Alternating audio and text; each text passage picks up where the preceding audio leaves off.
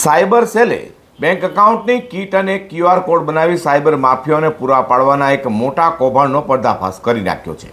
ગત મહિને કતારગામમાંથી ઝડપાયેલા ગેંગના રિમાન્ડ દરમિયાન મળેલી કડીના આધારે પોલીસે આ કૌભાંડમાં સંડોવાયેલા પેટીએમ કંપનીના એક એજન્ટની બનાસકાંઠાથી ધરપકડ કરી છે. સુરત સાયબર સેલની ટીમે બાતમીના આધારે કતારગામ વિસ્તારના લક્ષ્મી એન્ક્લેવમાં આવેલા મેટાડોર ટ્રેડિંગ એકેડેમી પર દરોડા પાડ્યા હતા.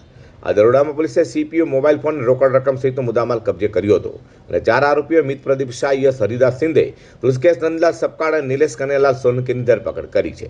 તપાસમાં બહાર આવ્યું હતું કે આ ગેંગ લોકોને કમિશનની લાલચ આપી તેમના નામે બેંક એકાઉન્ટ ખોલાવતા હતા અને પછી તે બેંકની કીટો જેમાં પાસબુક, ચેકબુક વગેરે મેળવીને સાયબર ક્રિમિનલ સુધી પહોંચાડતા હતા.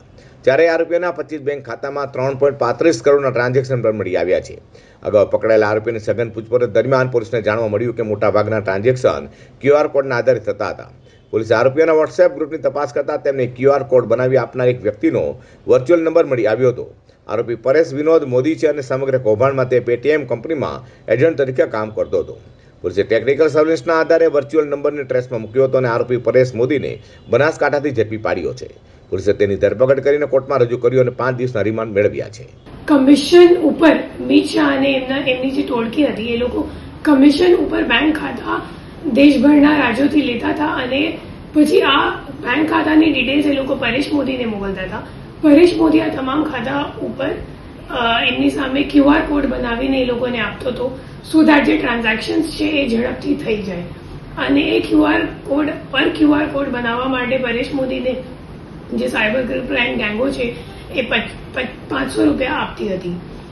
એના સિવાય તપાસ દરમિયાન એ સામે આવેલ છે કે પરેશ મોદીને અમે લોકો જ્યારે પૂછપરછ કરી તો ખબર પડી કે મિત શાહ સિવાય એ 64 બીજા પણ વર્ચ્યુઅલ નંબર સાથે એમના ફોન ઉપર ચેટ હતું, વોટ્સએપ ઉપર.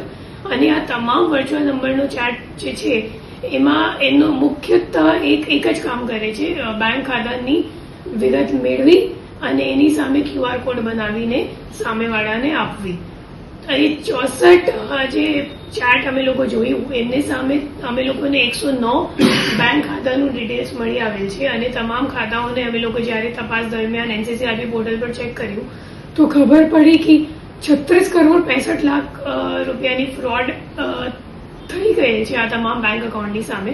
અને મોટા ભાગે જે ટોપ 3 જે રાજ્યો છે એમાં મહારાષ્ટ્રમાં 30 કમ્પ્લેન્ટ નોંધાયેલ છે, ગુજરાતમાં 20 અને ઉત્તર પ્રદેશમાં 21. એના સિવાય દેશભરના ઘણા બધા રાજ્યોમાં પણ સાયબર ક્રાઇમ કમ્પ્લેન્ટ્સ આ ખાતાઓ સામે નોંધાયેલ છે. તો સુરત સાયબર ક્રાઇમની ટીમે સાયબર માફિયાઓને ક્યુઆર કોડ બનાવી આપી સપ્લાયનું કૌભાંડ આચરનાર અને બનાસકાંઠા ખાતેથી ઝડપી પાડી તેની વિરુદ્ધ પૂછપરછ હાથ ધરી છે.